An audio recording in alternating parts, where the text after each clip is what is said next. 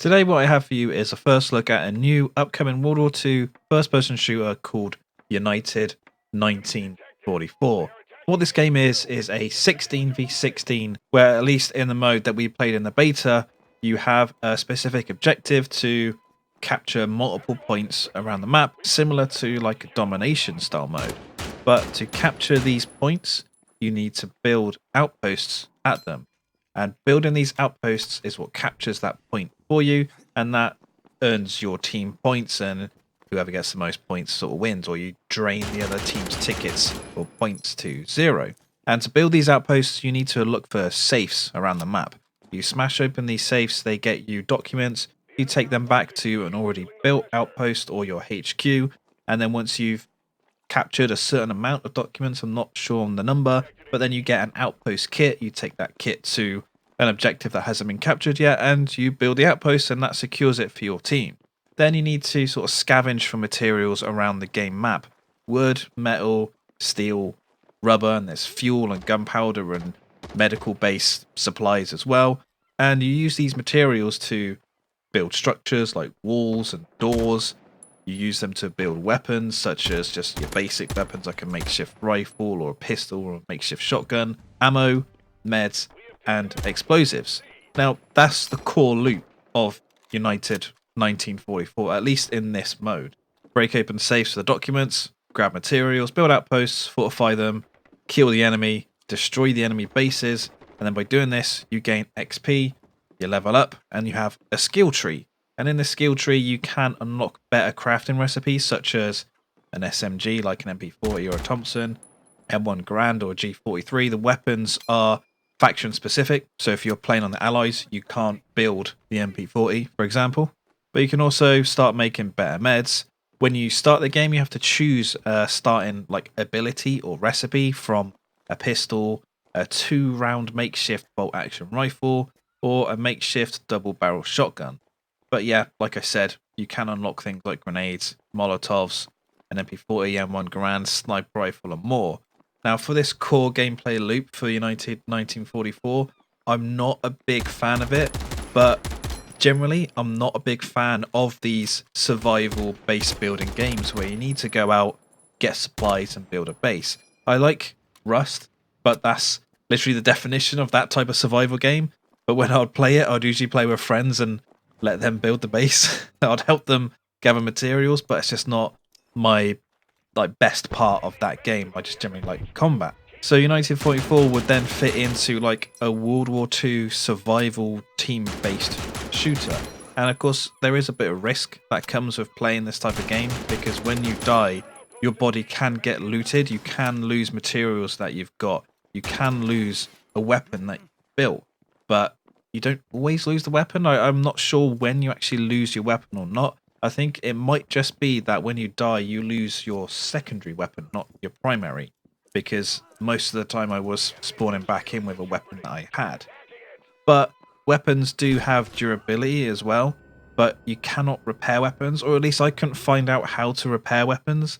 The only thing I could do was like drop that weapon and then just build a new one. And to build better weapons, you need rarer materials such as steel. Steel is quite rare compared to the standard metal.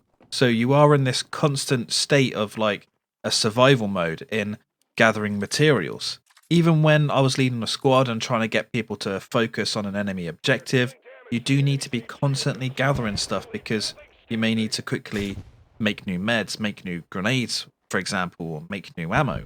And it feels like the game has too much of a focus on this like survival element. But of course, there still is lots of PvP in the game, and the gunplay, it's okay. It feels familiar to other casual shooters like Call of Duty or Battlefield, but just not as like tight or refined. But I don't really have any complaints about how the gunplay itself feels. I do have to say I'm not a fan of damage numbers. When you shoot someone and you get a number flashing above their head to show you how much damage you've done, it feels like this is sort of becoming the norm in these casual shooters. And just back in the day, there were no damage numbers. You just used your gun, you just shot people, and it was fine. And I don't like these damage numbers. It's just not something I like. I do have to say that the shotguns in United 1944 are hilariously bad. The damage drop off for them is too extreme. They pretty much can only be used at point blank range. When I'm shooting at someone, getting like core body hits, and they're only like 5 to 10 meters away, and I'm having to put like 3 rounds into them, that's just not right. Shotguns need to be buffed a little bit. But I think the best weapons so far in the game are the semi-auto rifles like the M1 Garand and G43 and the sniper rifles. Now graphically the game looks pretty good. You know, it's not like an outstanding looking game, but it does look pretty good. But I do have to say it runs really well, and considering for a game that doesn't even have a release date yet and it's in beta still, that's kind of unheard of nowadays. There's a lot of AAA games that come out that run terribly, so I was really surprised that it ran well. The footage you're seeing, I think I recorded it on max settings in game at 1440p. There were like a couple of frame drops here and there, but very, very little. I think if the game launched in this state in terms of its optimization, I don't think anyone would complain. Before the beta, there was only one map, which was a very dense and I think well-designed map. There's lots of buildings, and I think you could go into every single building, and in these buildings there's just stuff. You know, these are not empty buildings, so it doesn't feel like you're fighting in like a model town or like a fake North Korean town that is actually somewhere that has been designed to make it feel like that it would exist. And everywhere in the map there's lots of cover, there's stuff in the streets, there's blown up buildings that have rubble thrown out onto the street, so you can use that as cover, vehicles, and just like a market and other stuff everywhere. And there's lots of little like ways to get through around buildings, like jumping up a bunch of crates to get through a window. There's a lot of like little different ways you can get around the map, so it is just like a really well designed map. And also, as you've probably noticed from the footage, the game does have a day and night cycle. And at night, it does get pretty dark. You do have a flashlight that you can use, but I never used it because, you know, it just gives away your position blatantly. As for the sound, again, I think the sound is alright. It's nothing special or groundbreaking. Each of the weapons sound quite distinct, so you know what type of weapon someone else is using when you're going to go to engage them. And the footsteps are pretty good as well. I did have a little trouble here and there of trying to work out if someone was above or below me, but it didn't happen too often. So really, I don't have that too much to say about the sound. It's just there and it's functional. So the game, it does have a unique twist on what would be a normal 16v16 World War II shooter. I reckon it will sell like a good amount on day one, because I think a bunch of people will want to try out this sort of twist on normal shooter. Yeah, survival games exist, but putting them together like this, I don't think I've heard of a game that sort of does this. So I think a lot of people could be intrigued by the game.